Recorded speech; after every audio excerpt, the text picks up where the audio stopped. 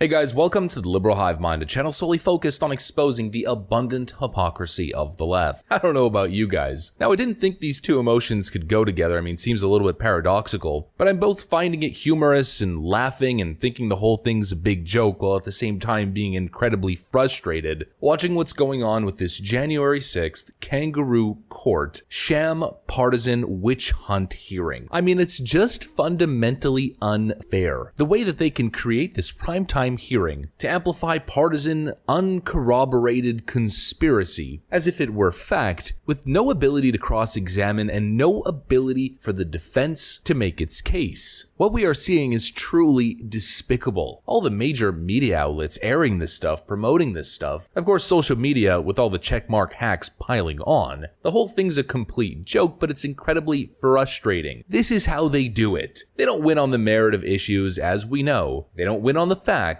They win on propaganda, outrage, emotional manipulation, and control over the media. And this unplanned surprise witness, Mrs. Cassidy Hutchinson, former aide to White House Chief of Staff Mark Meadows, testifying at the January 6th hearing, has to be one of the biggest examples of Democrat and media manipulation I have ever seen. We have got to get into this stuff, folks. There's a whole lot to cover here, so let's roll the tape. Alright friends, so the January 6th hearings went on hiatus for a couple days, as polling indicated that things weren't necessarily going well for Liz Cheney and Nancy Pelosi's anti-Trump witch hunt. And so all of a sudden they have a surprise unplanned witness. This is Cassidy Hutchinson, who joins the hearing all of a sudden a year and a half later to testify with bombshell new evidence, is what they tell you. I relayed to him, we don't have the assets to do it. It's not secure.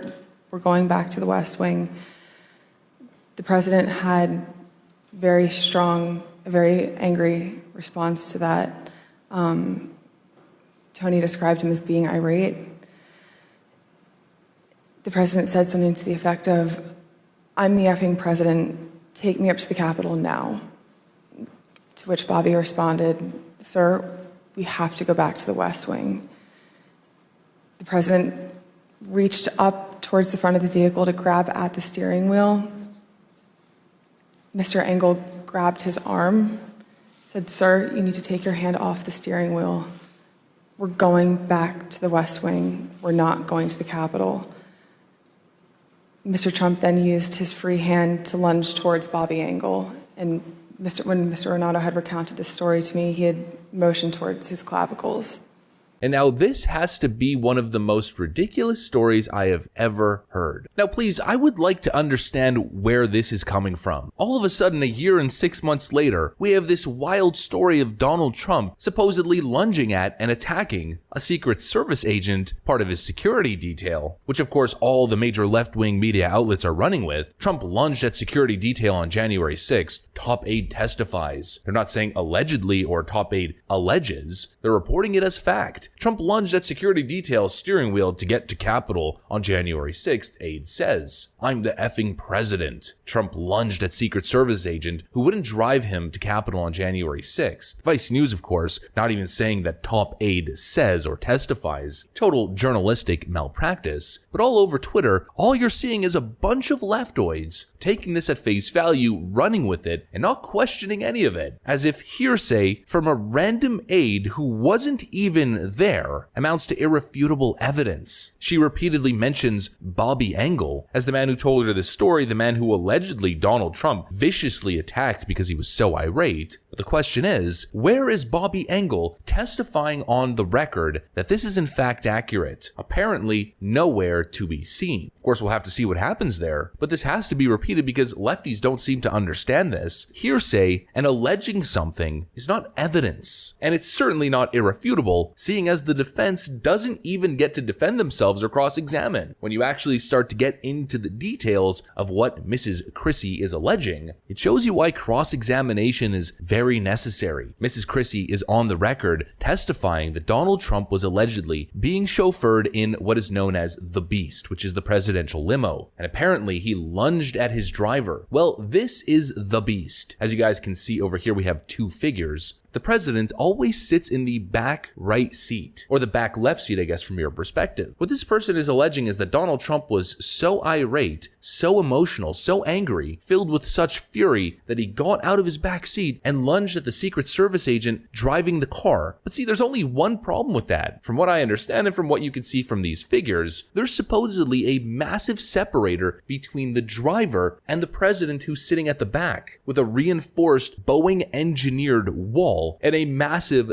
thick bulletproof glass in between. Now that's what I get from my preliminary research and looking around. I could be wrong, but the point is there's no one there to ask any of these questions to see if her testimony is actually correct. Not to mention another massive red flag, she claims that Donald Trump was in The Beast, but going off the January 6th hearing's own video evidence, it seems as though Donald Trump wasn't even in The Beast that day. Rather, he was traveling in this presidential vehicle, an SUV, and not the presidential limo at the time. So right off the bat, this grand claim and these accusations seem to immediately fall apart, or at least seem a little bit unbelievable when faced with just the smallest little bit of scrutiny. Yet Democrats and the media outlets are running with this as if it's settled fact. Well, she testified under oath, therefore it's irrefutable evidence. That is the dumbest thing I have ever heard, ever. The amount of times we've seen congresspeople and senators straight up lie during these hearings, fabricate and edit and alter evidence, the amount of times we've seen FBI agents and other people lie under oath, the amount of phony stories and phony accusations lobbed at the former president. Considering that history, anybody who's taking this stuff at face value cannot be taken seriously. The fact of the matter is, this new bombshell January 6th hearing evidence is once again not evidence, and it's again not evidence of the crime that the January 6th hearing is supposedly trying to prove. The idea that Donald Trump orchestrated this coup and insurrection to overthrow the US government. How does testimony that Donald Trump was angry and supposedly wanted to turn the car around and allegedly lunged at a Secret Service security detail prove that he's guilty of organizing an insurrection? And if this new surprise star witness, Mrs. Cassidy Hutchinson, was so appalled and so convinced that Donald Trump was a criminal, then why is it that after January 6th, she continued to stay with the president and even planned and applied to continue working for the president, planning to join him in Florida on January 14th? Here's an article from January 14th, 2021. Trump plans to live at Mar-a-Lago and employ some current aides. Trump aides who may work for him after the White House include Nick Luna, the director of the Oval Office operations, Trump's body man, Molly Michael, a deputy assistant to Trump, and Cassidy Hutchinson, an aide to Chief of Staff Mark Meadows. Donald Trump elaborates, I hardly know who this person Cassidy Hutchin is, other than I heard very negative things about her, a total phony and a quote leaker, and when she requested to go with certain others of the team to Florida after having served a full term in office, I personally turned her request down. Why did she want to go with us if she felt we were so terrible? I understand that she was very upset and angry that I didn't want her to go or be a member of the team. She is bad news. And so allegedly, from Donald Trump's perspective, she's a leaker who was working against his administration. He denied her from his circle and from traveling and continuing to work for him in Florida, and it seems as though there might be some bad blood. But of course the media will never cover any of this, and they'll continue to claim that Mrs. Cassidy Hutchinson is a reliable, unbiased source of information, and that her hearsay testimony is somehow evidence of an insurrection. I mean, this stuff is disgusting, and you see how this whole system is working to manipulate the mind of the American populace. Donald Trump or counter-narratives and cross-examination is not allowed. Donald Trump is also banned from Twitter, so he's relegated to Truth Social to be able to plead his case and to provide his side of the story or his perspective, and the media is acting as corrupt and dishonest as they always do. Oh, but it doesn't end there, folks. Ketchup dripping down the wall, bombshell after bombshell at January 6th hearing. Mrs. Cassidy Hutchinson's testimony also alleges that Donald Trump was so irate at one point that he threw his lunch across the room and that ketchup was dripping down the wall. What a complete farce. A kangaroo court. I mean, this is almost Soviet Union, North Korea type stuff, Banana Republic type stuff. The constant lying, the propaganda, the kangaroo court, the altering of evidence, the control over the media. This is the Democrat tactic. It's the way that they try to win elections. And I just hope the majority of the American people are able to see right through this charade. Honestly, at the end of the day, the only evidence anyone ever needed here has been widely available and was captured on video a long time ago. And that's this. I know that everyone here will soon be marching over to the Capitol building